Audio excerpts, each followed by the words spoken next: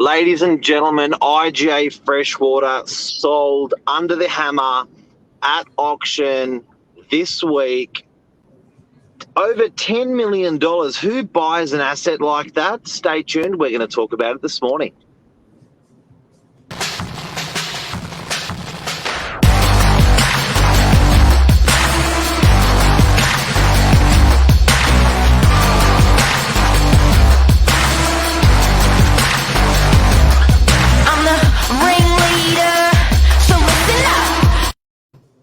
Hey, Mr. Back. Oh, how are you? I'm good, man. I feel like I haven't seen you in a while. It's been a while. Been a busy week. Boy, oh Busiest boy. week this year? Maybe. Yeah, maybe. A lot of 8 o'clock finishes, in all fairness. It's Busiest week this year. That's crazy, eh? pretty relentless. But good week nonetheless. Got to stay busy. Got to love being busy. And we had the incredible opportunity on Tuesday morning to attend and be a part of, in conjunction with Burgess Rawson, an incredible commercial auction at the Opera House. Is it the Calamundi or the Yalamundi room? First time I've ever been there. Pretty much the forecourt of the Opera House. So as it goes out, on the ground floor, on the water, rooms, and used them for auction rooms. Couldn't pick a better spot, I don't think. That was hot. Good day, hot. good weather. Yeah. And on the cards that day, on the table, in total were 12 properties, with Iga Freshwater being amongst them at the early stage. We were third in the queue. Third in the queue. Everyone, emotions were running wild. We sold for $26 million, a big asset in Freshwater last year. And now this year, another big asset for Freshwater we had for sale, the IGA 1,000 metre squared floor plate upstairs, shop on ground level, 3,000 metre squared, 60 car spaces downstairs for sale, 2 strata types for sale. But they're good tenant. With an incredible tenant, and with IJ not having, that kind of big kind of shop or retail presence. I mean, apart from having a lot of small shops in the suburb, when you've got something like this to help draw the community in and draw a lot of locals in, even, from afar, the next shop that you're going to be going closest to would be DY. What a sight. And I think what we're going to talk about today is, not it's just been my first commercial auction attending and seeing just how intense it can get, but is just almost looking at, the type of investors that are out there, what they're looking for, and how they're strategizing really well as far as picking and choosing their purchases, I think. Well, it was interesting because I guess, to be a super IGA, you've got to be over 1,000 metre square plate. Otherwise, you're a regular IGA. Freshwater is a very nice market for IGA. People have a bit more of a budget to spend. It's a bit more of an affluent suburb, so people will go local if it's quality, and spend a little bit more if it's quality. So that store moved in on December and started performing really well. And since then, the liquidators put the asset for sale. So the tenant is separate and the owner is separate. So we were selling on behalf of the owners with the administrators, I should say, and the tenants. We thought we're going to buy the asset as well, have a go on the day, but. Pretty interesting to watch it go, but definitely we were not selling the business. We were selling the asset, the real estate. Yep. And with it being on the market just shy of 3 months, an incredible, I hope I haven't mucked around with anything there, slammed on the keyboard. With it being just shy on the market for 3 months, inundated with at least 60 inquiries, about 20 inspections in and out, it was incredible to see you in action to that degree. I mean, I was there holding the camera, spectating it all, but to see you work and work with your client. We had Burgess Rawson on there and work with the client. At the end of the day, the main goal was to get that sold and to get it sold for, an incredible price. What can you say as far as, auctions are concerned, apart from all the experience you've had in the years? Is there a massive difference or little difference between a commercial auction versus a residential auction? A commercial look. I think these guys are really chasing yield. They're chasing certainty. They're chasing ease of an asset. When these assets sell nationally, these guys, the profile of the type of buyer that's buying something like this. So this is strata title. So it didn't have a lot. Sometimes a lot of commercial investors, more than half or 2/3 of commercial investors, want to buy Torrens title. They don't want to buy strata because they want to get an uplift on the asset. They want to add value to the asset. But immediately when it's a strata asset, it is what it is what it is what it is. It's not really going to change that much. So it's interesting. So the types of people that spend $10 million on a strata asset are the type of person, it's sort of generational money. They don't want to get in there and be rolling up their sleeves and doing work or running council DAs or anything like that. They just want their money to perform for them. That's it. They want to park $10 million and just forget about it for 30 years. Unusual to think that someone can think like that, but it's also admirable to think that someone can think like that. So that net return after paying land tax, strata, water, council, the net return to the client who bought the property was about $470 grand a year, $480 grand a year, which then means if you're borrowing your money at 3%, you're going to enjoy that gap for the years as they roll on. Unbelievable. Yeah. And to think that in conjunction with option periods, Iga Freshwater, they're till 2056. And of course, with any commercial lease, there's certainty and uncertainty as far as when a tenant stays, when a tenant looks to go. But it's incredible to know that you've at least locked them in for in excess of 10 to 15 years on an initial basis, and to know that you've got all that coming through. Generational money is just quite an incredible one that you brought up there, and just understanding from an investor's point of view the type of asset they're going to go for, I think is so key when it came to an event like this.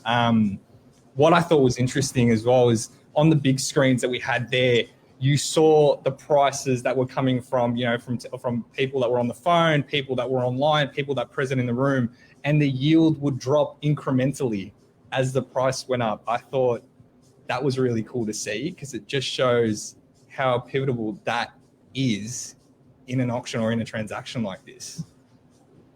It definitely is, and I think that what a lot of people don't realise is some of these big companies do this, have a property arm that does this as a business. So there are companies out there that will move into an asset, they'll move into a building, they'll whack their company in there on a long lease, and they'll re-put the property up for sale. So you see it a lot with 7-Eleven stores. You see it a lot with different types of companies. I know we're selling something for Pet Barn, but yeah, people do it, and it's quite interesting to watch because they can almost double their money in some assets, whacking a really long lease on it, and a generational buyer or someone looking for certainty and stability would come along and just buy because they just want to bank on that return. Very interesting. Banks like it, buyers like it, they pay good money for it. It was incredible to see amongst the list of properties that there were there. Yes, as you mentioned, 7-Eleven. So petrol stations are definitely among some of the most sought after investments there are. Yep. I think childcare centres are definitely peak at that list along with retail properties.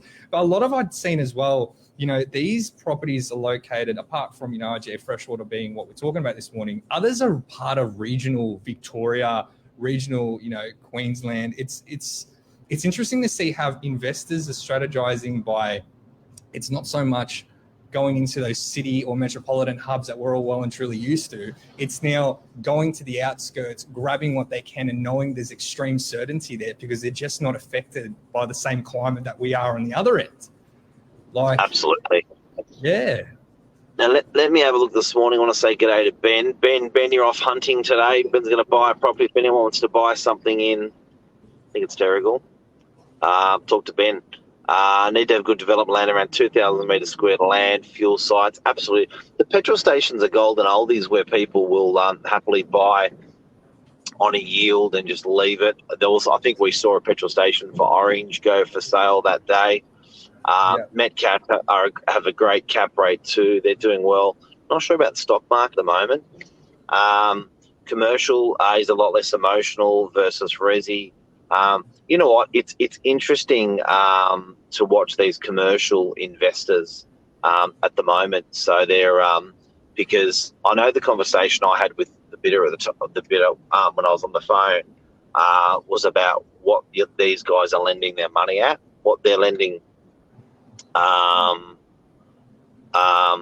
What they're lending money at is quite incredible because they were borrowing their money at about 2% at one stage, and now they're borrowing their long-term money at sort of 4-5%.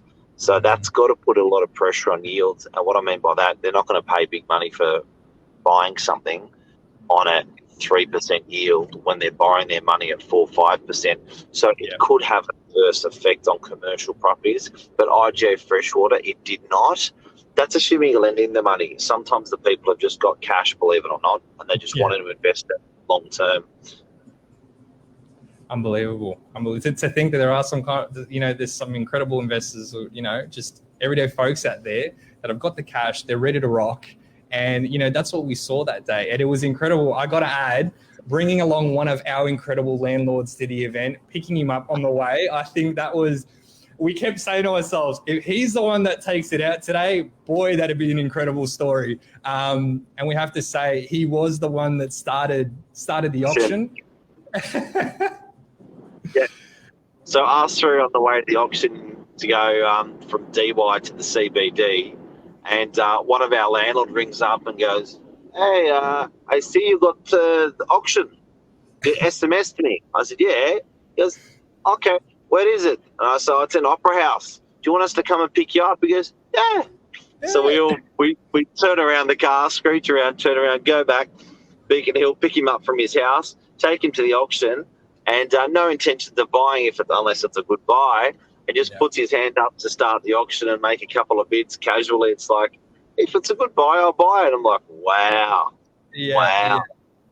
A very smart, a very honest, an incredible landlord of ours, but very smart in terms of their purchases. Is definitely a lover of the free stand. So the strata title wasn't so much his thing, but like you said, if it's a good buy, definitely was going to start tickling their fancy. Do you know what? If you're a bit fancy and you've done really, really well in commercial property and in property in general, I think a bit of a concern is passing it on to the next generation. Buying these assets that are so low maintenance, that these big assets, actually not a bad idea, because you don't have to worry about what the kids are going to do with it. They can't do anything with it. It just rents. Yeah. It doesn't need maintenance. The tenant looks after it. The tenant pays all the outgoings for you. All they've got to do is collect the cash. So I actually don't mind it from that aspect as well. Whereas if you're, 65, 75 and leaving the money to the next generation and worried about how well or how not well they're going to handle that, an asset, a $10 million asset, $10 million and $35 million asset like Iga Freshwater that just sold is a really good thing to pass down, because you're pretty much passing down cash flow to the next generation. Yeah, absolutely. That's smart. And I think that's a wrap as far as the incredible sale of Iga Freshwater is concerned. It's looking at it, and that consistent stream of income comes with a purchase like that. That's smart. I didn't think about it like that. That's a Sensei Saturday moment right there, I think. It is. We nailed it. We nailed it. We nailed it. Everyone, thank you so much for joining us this morning, and thank you, Mark. And congratulations to the purchaser, Freshwater Superannuation. You got yourself an incredible asset in an incredible suburb with an incredible tenant. Congratulations to the administrators and who it was sold on behalf of, for moving that asset on so you can move on to bigger and brighter things as well. And Nate, thanks for reporting this story today. You're most welcome. Thank you so much, guys. Thanks, everyone. Congratulations. We're going to get ourselves some more today. See you, buddy. Bye. Bye. Didn't it ever work?